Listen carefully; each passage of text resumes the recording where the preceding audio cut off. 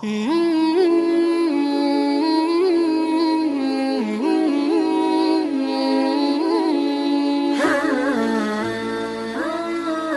min sayyiati a'malina may yahdihillahu fala mudhillalah wa may yudlil fala hadiyalah wa asyhadu an la ilaha illallah wahdahu la syarikalah wa asyhadu anna Muhammadan abduhu wa rasuluh.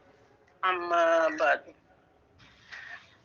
Yang terhormat Ustadz Awang Abdul Razak, pimpinan Majelis Dzikir wa Ta'lim Riyadhah Firqatul Mujahidin. Jamaah Majelis Dzikir wa Ta'lim Riyadhah Firqatul Mujahidin yang dimuliakan Allah. Pertama-tama marilah kita panjatkan puji syukur kehadirat Allah Subhanahu wa Ta'ala yang telah memberikan nikmat iman, nikmat Islam, dan nikmat sehat, sehingga pada malam hari ini kita masih bisa berkumpul di majelis ilmu yang sangat mulia, di majelis Dzikir wa Ta'lim Riyadhah Firqatul Mujahidin dengan kajian Al-Hikam yang ke-61. Mudah-mudahan kajian pada malam hari ini membawa berkah dan manfaat untuk kita semua. Amin ya robbal alamin. Salawat serta salam semoga tetap tercurah kepada beliau junjungan kita Nabi Agung Muhammad Sallallahu Alaihi Wasallam, kepada keluarganya, para sahabatnya, dan semoga kita mendapatkan syafaat di yaumil kiamah nanti. Amin amin ya robbal alamin. Jamaah Majelis Dzikir wa Ta'lim Riyadhah Firqatul Mujahidin yang dimuliakan Allah. Sebelum kita buka pada malam hari ini, hikmah yang ke-61, yaitu orang yang tidak mendekat kepada Allah dengan halusnya pemberiannya, maka ia akan diseret supaya ingat kepada Allah dengan rantai ujian. Sebelum kita simak kajian pada malam hari ini, mari kita buka dengan membaca basmalah bersama-sama. Bismillahirrahmanirrahim. Selanjutnya kepada Ustadz Awang Abdul Razak, waktu dan tempat kami haturkan. Selanjutnya ditutup dengan doa. Monggo Pak Ustadz. Terima kasih. Assalamualaikum warahmatullahi wabarakatuh. Bismillah, alhamdulillah. Alhamdulillahillazi amarna bi kasratil ibadah. Asyhadu an la ilaha illallah wahdahu la syarikalah. Wa ashhadu anna sayyidana Muhammadan abduhu wa rasuluh. Amma ba'du. Qala Allah ta'ala fi imaminal Qur'anil Karim. A'udzu billahi minasy syaithanir rajim. Walillahi yasjudu man fis samawati wal ardi tau'aw wa karha. Shadaqallahul adzim. Wa qala Rasulullah Muhammad sallallahu alaihi wasallam, at-tahadusu bi ni'matillahi syukrun wa tarkuha kufrun. Al-hadis. Puji beserta syukur marilah kita panjatkan ke hadirat Allah Subhanahu wa taala, yang mana pada saat yang berbahagia ini kita masih diberikan kesempatan untuk bersama-sama di majlis ta'lim, majlis ilmi melalui channel RFM pesantren online. Mudah-mudahan menjadikan sebuah amal kebaikan yang ada dalam ridho Allah Subhanahu wa taala. Amin amin ya Allah ya rabbal alamin. Sebelum kita mulai, marilah kita bertawasul kepada Hadratus Syekh, guru kita semua, yaitu musannif kitab Musannif kitab pengarang kitab Al-Hikam yang akan kita kaji yaitu adalah Hadratus Syekh Ibnu Athaillah As-Sakandari, Syekh Ibnu Athaillah wa Syekh Abdullah Asy-Syarqawi Al-Khalwati wa Syekh Ibnu Ajibah. Nafa'anallahu bihim wa bi ulumihim wa bi barakati amalihim wa karomatihim. Syai'ulillahi lahumul Fatihah. A'udzu billahi minasyaitonir rajim. Bismillahirrahmanirrahim. Alhamdulillahirabbil alamin. Arrahmanir rahim. Maliki yaumiddin. Iyyaka na'budu wa iyyaka nasta'in. Ihdinas siratal mustaqim. Siratal ladzina an'amta 'alaihim ghairil maghdubi 'alaihim waladdallin. Rabbighfir lana amin. Bismillahirrahmanirrahim. Man lam yuqbil. Hikmah yang ke-61. Enaknya kita tidak terlewat kalau kita ngaji. Setiap hikmah kita tidak pernah terlewat. Enaknya seperti makan, kita berkesinambungan terus. Dan spesial di menjelang Idul Kurban, menjelang Idul Adha, dari tanggal 1 kita sampai tanggal 8, malam tanggal 9, malam Yaumul Arfah, kita kaji hikam di link jam 20 malam. Sesudah lebaran kita biasa hanya subuh saja biasa. Seperti biasa jam 20 kita laksanakan untuk riyadhah, sholawat dan yang sebagainya. Syekh Ibnu Athaillah berkata, man lam yukbil 'alallahi bimulati fatil ihsan. Barang siapa yang tidak menghadap kepada Allah bimulati fatil ihsan, dengan diberikan pemberian yang sangat halus atau dengan diberi kenikmatan. Diberi nikmat oleh Allah tidak menghadap. Menghadap itu tidak ibadah, tidak mau ibadah, tidak mau ingat. Begitu. Kuyida ilaihi bisalasil imtihan. Maka diseret, ditarik oleh Allah agar menghadap kepada Allah dengan rantai-rantai cobaan. Nah, ini adalah kata Syekh Ibnu Athaillah yang sedang mengajarkan kepada murid-muridnya, yang kebanyakan murid Syekh Ibnu Athaillah adalah dari Thariqah As-Sadiliyah. Tetapi kita bukan orang Thariqah, tidak apa-apa kita mengkaji ini, karena ini sangat mendorong untuk semangat kita, ibadah kita yang benar, dan mudah-mudahan menjadi bekal.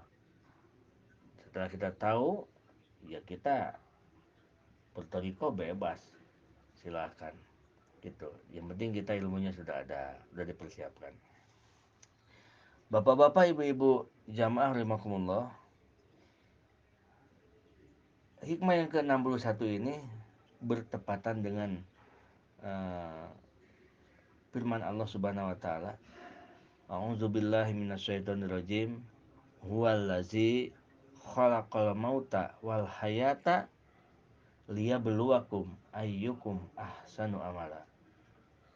Huwallazi, dia adalah zat Allah, yaitu Allah yang menciptakan maut dan mati, liyabluwakum, untuk menguji kalian, untuk menguji kamu sekalian. Liyabluwakum di sini menguji ayyukum ahsanu amala, supaya engkau dengan ujian itu menjadi sebuah amal yang sebaik-baiknya amal dari ujian itu. Oleh karena itu diantaranya ada yang menyebutkan ulama bahwa maut di sini diibaratkan seperti nikmat, dan maut di sini diibaratkan seperti musibah, dan hayat di sini diumpamakan seperti nikmat. Allah menciptakan musibah dan Allah menciptakan maut, yaitu nikmat, musibah dan nikmat, Maut diumpamakan musibah dan hayat diumpamakan nikmat. Jadi seakan-akan Allah menciptakan musibah dan menciptakan nikmat liyabluwakum ayyukum ahsanu amala, untuk menguji, untuk menguji, untuk menguji kalian. Apakah engkau akan menjadi orang yang ahli syukur atau orang-orang yang ahli sabar. Kalau musibah dia sabar, kalau dapat nikmat dia syukur. Dalam sebuah hadis Rasulullah Muhammad SAW bersabda, "Iza aradallahu bi'abdihil khaira." Jika Allah berkehendak terhadap hambanya, Allah berkehendak akan memberikan kebaikan. Ajalalahul uqubata fid dunya. Maka Allah akan menyegerakan baginya azab-azab di dunia. Ada dosa-dosa dikit, disegerakan di dunia sekarang, azabnya dikasihkan. Ada dosa-dosa disegerakan di dunia. Dan selanjutnya, wa iza aradallahu bi'abdihi syarra. Dan Allah jika bermaksud, berkehendak keburukan pada seorang hamba, amsaka anhu bizanbihi hatta yuwafiya bihil yaumal qiyamah. Nah, maka Allah akan tahan azabnya di dunia. Di dunia dia tidak kasihkan, dan nanti Allah akan berikan di akhirat semuanya. Sehingga azab itu akan ditimpakan kepadanya di hari kiamat yang luar biasa. Hadis riwayat At-Tirmidzi. Jamaah rahimakumullah. Allah Subhanahu wa taala memberikan sehat, memberikan rezeki, memberikan mata bisa melihat dengan penglihatannya, kaki dengan bisa melangkahnya, tangan dengan bisa bergeraknya, telinga dengan bisa mendengarnya. Itu Allah berikan kepada kita. Setiap nikmat yang Allah berikan, sesungguhnya nikmat itu berkata. Jadi ada suara nikmat. Nikmat itu di alam maknawi ada bersuara. Tetapi kenapa kita tidak pernah mendengar? Itulah karena kita betapa tebalnya dan betapa kotornya hati kita. Kalau orang-orang yang sudah bersih mata hatinya, Masya Allah. Setiap nikmat yang datang terhadap diri kita, dia berbicara, dia berkata. Contoh, kesehatan, sehat misalkan. Nah, sehat itu bicara kepada kita. Kata sehat, wahai engkau yang mendapatkanku, kata sehat, berarti si sehat itu nikmat sehat. Kata si sehat ini, kembalilah engkau kepada Allah, cintailah Allah, karena dialah Allah yang telah menciptakan dan menyampaikan nikmat ini kepada engkau. Kata si sehat itu. Kita tamsilkan, kita kiaskan. Kalau misalkan tukang dagang jualan, kita dapat untung. Kata untung itu berbicara di dalam makna yang luar biasa yang terdengar oleh orang-orang yang hati sudah bersih. Untung itu berbicara. Kata untung, wahai engkau yang mendapatkanku, kata untung, kembalilah kepada Allah, cintailah Allah, karena dialah yang telah menciptakanku dan menyampaikanku kepadamu. Tetapi alhamdulillah kita belum pernah mendengar ada yang bicara begitu ya. Kalau ada suara-suara yang tidak ada jirim, kayaknya lari kita mah. Nah itu orang-orang yang sudah bersih hatinya, orang-orang yang sudah tidak ada dinding-dinding pemisah, dia dimukasapakan oleh Allah. Dibukakan oleh Allah, dinding yang tebalnya dibukakan. Sehingga rohaninya bisa mendengar suara-suara dari nikmat tersebut. Dan nikmat itu berkata seperti itu. Nah, Tetapi karena mata hati kita masih gelap, jadi kita tidak bisa mendengar bisikan-bisikan nikmat. Nikmat itu berbisik kepada kita, tidak bisa mendengar kita. Kita dapat nikmat, kita merasakan itu adalah kemampuannya tidak terhadap Allah Subhanahu wa taala, kita mengingat. Jadi begitu kita dapat nikmat, kita dianjurkan untuk mengingat Allah. Kata si nikmat itu sendiri. Allah Subhanahu wa taala setiap memberi nikmat kepada hambanya, setiap memberi nikmat kepada kita agar mudah kepada kita, itu adalah ajakan agar kita berkhidmat, bersyukur kepadanya, menghadap kepadanya. Allah berikan nikmat agar kita menghadap kepadanya. Apakah hmm, misalkan kita dikasih mata oleh Allah, dan mata ini diberi nikmat oleh Allah bisa melihat. Nah, itu ajakan dari Allah hakikatnya, bahwa coba pakai ibadah dengan matamu. Kaki bisa melangkah, itu ajakan dari Allah. Coba bisa melangkah dengan kakimu ke hal ibadah. Seluruh nikmat-nikmat yang dirasakan oleh hamba Allah adalah ajakan untuk berkhidmat dan bersyukur kepada Allah Subhanahu wa taala. Tapi fa'ilam yaf'alu, tetapi kalau mereka tidak melakukannya, tidak melakukan ajakan untuk beribadah dan berkhidmat kepada Allah, malah lupa kepada Allah, nikmat itu malah dijadikan mengikuti hawa nafsunya, maka ibtalahum bi anwa'il mihani wad-dharra'i la'allahum yarji'un. Karena kita diberikan nikmat oleh Allah, kita tidak menjadikan kembali kita kepada Allah. Kita diberikan untung dari usaha, tidak menjadikan untung itu lebih dekat kita kepada Allah. Kita diberikan kemudahan-kemudahan, kemudahan itu tidak menjadikan kita lebih dekat kepada Allah Subhanahu wa taala. Ibtalahum bi anwa'il mihani wad darra'i. Maka saking sayangnya Allah, Allah berikan balai dengan bermacam-macam kesusahan dan kemadaratan. Apa maksud dari Allah memberikan balai bermacam-macam kesusahan dan kemadaratan? La'allahum yarji'un. Yang diharapkan Allah adalah supaya kita kembali kepada Allah Subhanahu wa taala. Muraduhu ta'ala ruju'il ibadi ilaihi. Tujuan Allah itu bukan menyiksa, tujuan Allah itu bukan memberikan madarat yang tanpa arti, tetapi tujuan Allah itu agar kita kembali kepada Allah Subhanahu wa taala. Contoh, seseorang punya toko misalkan. Nah, toko itu sangat laku, sehingga sampai lakunya toko itu sudah tutup pun diketroknya pintu yang punya toko itu.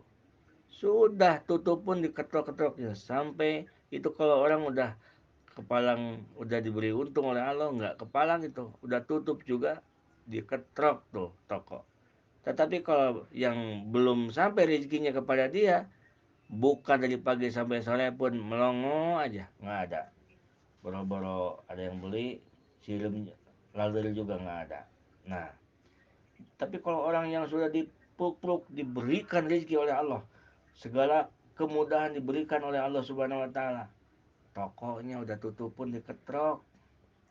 Nah, lalu karena orang itu lupa syukuran kepada Allah, karena orang itu tidak dijadikan nikmatnya itu, nikmat toko laku, nikmat usahanya lancar, tidak dijadikan dekat kepada Allah, maka Allah cabut nikmat tersebut, sehingga ia sengsara, sehingga ia menderita, bangkrut usahanya, hingga ia sadar kembali kepada Allah Subhanahu wa taala. Yang dimaksud itu, yang muraduhu ta'ala rujul ibadi ilahi. Yang dimaksud itu bukan berarti sebangkrut-bangkrut, main bangkrut-bangkrut aja. Tetapi yang dimaksud Allah adalah rujul ibadi ilallah, supaya kembalinya hamba Allah kepada Allah Subhanahu wa taala. Karena kalau Allah sudah tidak sayang, tidak akan diberi susah di dunia. Kalau Allah sudah tidak sayang, orang semakin jauh dari Allah, dia semakin lupa, boro-boro syukur, ibadah pun sudah tidak pernah, sudah tidak keburu, sholat juga udah kadang sholat kadang enggak, semakin diberi untung, terus semakin diberi untung, sampai mati, ke bawah mati, belum keburu tobat. Nanti di akhirat semua dikasihkan siksaannya. Naudzubillahimindzalik. Jadi kalau diikat oleh bisalasil imtihan, kalau diikat kuyida ilahi bisalasil imtihan, kalau diikat, ditarik dengan cobaan-cobaan, itu adalah kasih sayang Allah Subhanahu wa taala. Bagaimana kasih sayang Allah, Pak Ustadz? Orang saya dulu itu, lagi saya kuat, lagi saya sehat itu, wah Masya Allah, saya gagah, saya bisa apapun bisa saya lakukan, cari uang saya mudah. Nah, ya karena Allah tahu saat kita sehat, kita gagah, kita seakan-akan bertuhan dengan kesehatannya kita. Selama kita sehat, maka semuanya akan mudah. Itu kan udah berhamba kepada kesehatan. Karena Allah Maha Tahu dan Allah sayang terhadap kita, maka diberilah jatuh sakit. Sampai sudah tidak bisa jalan. Sampai di roda jalan. Diambillah mata pun sebelahnya, sampai melihat pun hanya sebelah mata, bibir pun sudah mulai eh, kena stroke, bicara pun susah, tangan pun digerakkan susah. Apa yang dipegangnya coba? Begitu sakit, yang dipegangnya adalah tasbih. Apa yang dibacanya? Dulu lagi gagah dia membacanya, yang dibaca dia tepuk dada. Semuanya beres dengan saya yang membereskan semuanya, pokoknya kalau ada saya beres semuanya. Dia berdepuk dada, sombong, tetapi karena Allah sayang.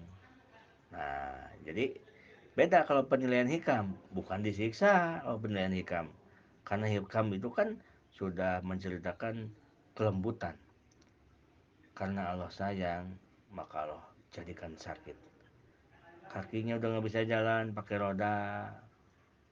Dulu mulutnya tukang bentak-bentak, jadi bengok, stroke, ngomong juga nggak kedengeran, nggak jelas. Tangannya dulu tukang tunjuk-tunjuk karena gagahnya, sekarang tangan kanannya udah nggak bisa apa-apa, yang kiri juga nggak bisa apa-apa, nggak bisa megang apa-apa, cuman megang tasbih bisanya. Mulutnya cuman bisa Sallallahu Muhammad, Sallallahu Muhammad, Sallallahu Muhammad, atau Allah, ya Allah, ya Allah, atau hasbunallah wa ni'mal wakil, atau astagfirullah, astagfirullah, astagfirullah. Hanya itu yang diucapkan. Nah, muraduhu ta'ala rujul ibadi ilaih, itulah yang Allah inginkan. Nah, itulah yang Allah ingin. Kata Allah kalau dibahasakan, nah itulah yang aku inginkan dari engkau, kau kembali kepadaku. Karena engkau itu dikasih gagah itu susah kembali, malah semakin gagah semakin jauh, semakin gagah semakin jauh. Nah, karena Allah masih sayang sama kita, diberhentikanlah dengan sakit. Sakit itu adalah bisalasil imtihan, rantai-rantai cobaan, rantai-rantai ujian. Nah, jadi cirinya kalau orang yang sedang tidak akan diberikan, yang sedang tidak baik-baik saja, kan ada yang sedang baik-baik saja, ada yang sedang tidak baik-baik saja. Kalau yang sedang tidak baik-baik saja, iya hidupnya itu sedang maju, segalanya mudah, tetapi jauh dari agama, jauh dari ibadah, boro-boro syukur. Nah, itu orang, kalau kacamata dohir mata, bisnisnya sedang sukses. Setiap orang pasti yang awam mengatakan dia sedang baik-baik saja, sedang sip dia. Padahal kalau dia dalam kacamata agama, dia sedang tidak baik-baik saja. Karena apa? Karena bom waktu. Allah Subhanahu wa taala kalau menolong, maka semuanya akan dibangkrutkan. Yang menjadi penghalang dia kepada Allah akan dibuang. Begitu. Misalkan kita punya harta nih, punya harta misalkan 5 miliar. Yang 5 miliar itu dari misalkan dari riba misalkan. Kalau Allah mau nolong kita, mudah bagi Allah. Cuman ada syarat-syarat tobatnya. Apa syarat tobatnya? Konsekuensinya pasti kalau kita tobat pasti habis itu. Karena apa? Karena tidak akan mungkin orang bertobat tetapi masih bergelimang dengan harta yang dari riba. Begitu. Jadi nggak usah kaget, nggak usah dipertahankan. Pokoknya sampai mati saya pertahankan ini aset. Padahal kita tahu aset itu dari riba. Sampai kapanpun tidak akan bisa dipertahankan. Kalau Allah akan menolong menjadikan kita selamat. Paham nggak ibu-ibu? Halo? Halo, halo, halo, halo. Ya, nah begitu. Nah, jadi caranya, ya siap. Jadi caranya adalah jangan kita mempertahankan aset yang udah telak-telak ini dulu dari riba, tercampur riba. Tapi kita pasrahkan kepada Allah, terserah engkau ya Allah. Bagusnya, bagaimana? Yang penting saya ingin bersih dan saya ingin tobat. Begitu. Nanti kan ada syarat-syarat tobat. Syarat tobat. Ada syarat tobat. Cuman jangan kaget kalau kita berhubungan dengan yang haram-haram, semua ditumpurkan pasti. Pasti ditumpurkan. Itu kasih sayang Allah. Supaya kita datang kepada Allah dengan biqalbin salim, dengan jasad yang bersih, dengan hati yang bersih. Begitu Bapak-bapak Ibu. Jadi kasih sayang Allah, kasih sayang Allah. Kalau tidak dibangkrutkan berarti Allah tidak sayang. Berarti kita sedang tidak baik-baik saja. Kan itu terbalik ya. Kalau menurut kita terbalik. Jadi orang yang sukses itu dia sedang baik-baik saja. Ya suksesnya kalau suksesnya baik, suksesnya ibadah, suksesnya bersyukur. Tetapi kalau kesuksesannya menjadi penghalang dia ibadah kepada Allah, kesuksesannya menjadikan dia semakin jauh dari Allah. Boro-boro dia mau tahajud malam, boro-boro dia mau puasa siang, nggak ada dia. Yang penting dia itu senang-senang, mudah segala urusan. Nah, kalau dibiarkan sampai mati begitu, itu tandanya dia sedang tidak baik-baik saja. Ada dalam keadaan rawan, lampu kuning itu. Tetapi kalau misalkan ada yang orang sukses tetapi jauh dari Allah, dulunya tukang maksiat misalkan, atau tidak tukang maksiat tetapi dia jauh dari Allah, jauh dari ibadah, lalu ia bergelimang dengan harta-harta yang tidak karuan, tetapi langsung oleh Allah, set, sedikit-sedikit Allah cabut.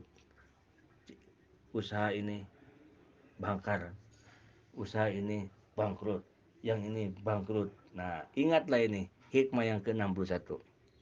Man lam yukbil alallahi bimulati patil isan kujida ilahi bisalasi imtihan. Orang yang tidak menghadap kepada Allah dengan diberikan kebaikan, dikasih baik nggak menghadap, maka oleh Allah diikat dengan cobaan-cobaan. Jadi cobaan yang datang kepada kita itu adalah kasih sayang Allah supaya kita kembali kepada Allah Subhanahu wa taala. Bukan kita cari dukun, malah cari ke sana kemari dukun. Salah. Ini petunjuk kita itu di kitab hikam di antaranya atau kitab Al-Gunyah karya Syekh Abdul Qadir Jalani atau kitab-kitab uh, karya Al-Imam Al-Ghazali yang begitu yang kita cari-cari itu yang bikin arahan-arahan kepada langkah kita harus bagaimana. Nanti ada di sini di dalam kitab hikam entah hikmah keberapa. Jadi Allah sangat lucu dan Allah sangat aneh, kaget dengan orang-orang yang oleh Allah dicoba supaya diikat, supaya dia kembali kepada Allah, dia malah cari-cari orang pintar untuk melepaskan cobaan itu. Nah, begitu kan. Maka Allah sangat aneh dengan orang-orang yang begitu. Karena apa? Kok dikasih kebaikan bukannya semakin dekat dan tobat kepada Allah dan ampun kepada Allah, ini malah seperti melawan nyari-nyari orang pintar, nyari-nyari ini agar dia keluar dari keterpurukannya itu. Padahal keterpurukannya itu adalah anugerah dari Allah. Justru Allah menolong dia, karena kalau biasanya kalau kadar kadar dosanya, kadar kesalahannya sudah habis, biasanya kembali lagi semuanya. Semuanya kembali lagi. Hidupnya normal lagi, dunianya kembali lagi, bahkan lebih-lebih. Banyak di kisah-kisah para sahabat yang tadinya kaya raya lalu jatuh miskin karena eh, dia jauh dari Allah, lalu karena dia tobat, benar-benar tobat, Allah berikan kekayaan yang berlimpah-limpah sampai lipatan dari yang tadi nggak ada lipatannya, saking banyak tidak terhingga. Begitu Bapak Ibu sekalian. Jadi kesimpulannya, kalau kita ambil kesimpulan, ada orang yang selagi sehat, gagah, tidak pernah ibadah, jauh dari Allah, tak pernah zikir, tahajud juga nggak pernah, gitu kan? Jangankan baca Al-Quran, lihat Qurannya pun nggak pernah, gitu. Lalu Allah sayang pada orang tersebut, Allah cabut kekuatannya, Allah cabut kegagahannya, Allah berikan sakit, tidak bisa jalan, pakai roda, tangan, badan stroke. Tetapi kalau Allah tolong, lisannya Allah gerakan, mudah untuk berzikir. Walaupun usahanya bangkrut, malam-malam Allah tolong, mau dia sholat tahajud. Walaupun usahanya bangkrut, sampai pakai kolor doang, kasarnya gitu, tetapi di tangannya tasbih, sholawat, terus dikir, terus bibirnya. Itulah ciri-ciri orang yang diberikan kemuliaan oleh Allah Subhanahu wa taala di dunia dan di akhirat, karena dia adalah mendapatkan pertolongan Allah Subhanahu wa taala, karena tidak ada pertolongan yang luar biasa kecuali pertolongan dari Allah Subhanahu wa taala. Kalau dia sampai kuat di situ, maka dia menyandang gelar dapat makom sobar. Nah, dan ada juga yang hamba Allah yang semakin banyak nikmat, nikmatnya semakin banyak, dia banyak nikmat, banyak untung, bagi-bagi dengan orang, dia bantu orang fakir miskin, semakin banyak nikmat dia semakin ibadahnya getol, malam ibadah, kemana-mana dia ibadah lakukan, orang susah ditolongnya, semakin dekat dengan Allah. Nah, itu berarti dia ada di makom syukur. Jadi ada yang di makom syukur, ada yang di makom sobar. Kalau yang tadi di makom sobar, dua golongan itu adalah orang-orang yang beruntung. Walaupun tadi yang lagi usaha lalu bangkrut, dia beruntung hakikatnya. Karena dengan bangkrutnya itu adalah kasih sayang Allah. Begitu. Yang dikehendaki oleh Allah, bahagia dunia dan akhirat. Ada yang harus dipukuli dulu sampai remuk tulangnya, sampai biru-biru mukanya, sampai bonyok mukanya, digebugin, baru ngaku. Seperti gitulah.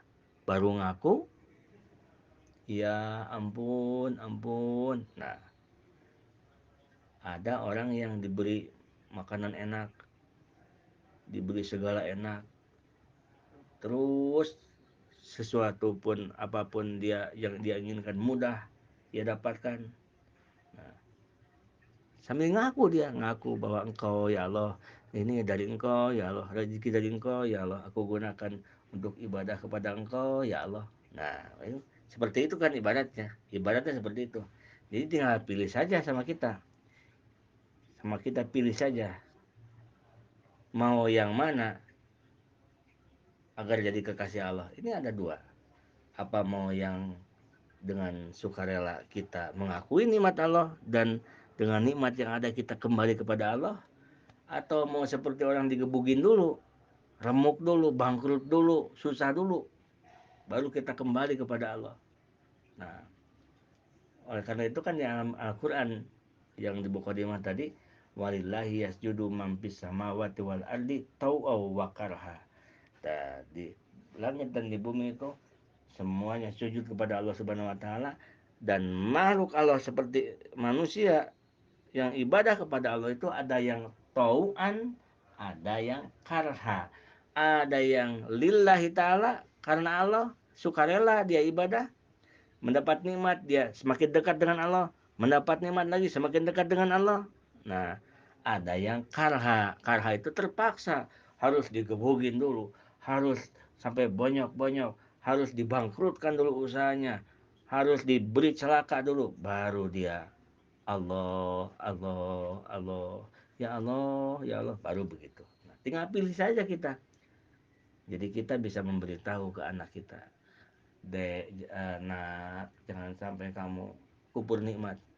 Jangan sampai kamu kupur nikmat. Kalau kamu lagi usaha harus semakin dekat dengan Allah. Semakin maju usaha semakin dekat. Hati-hati.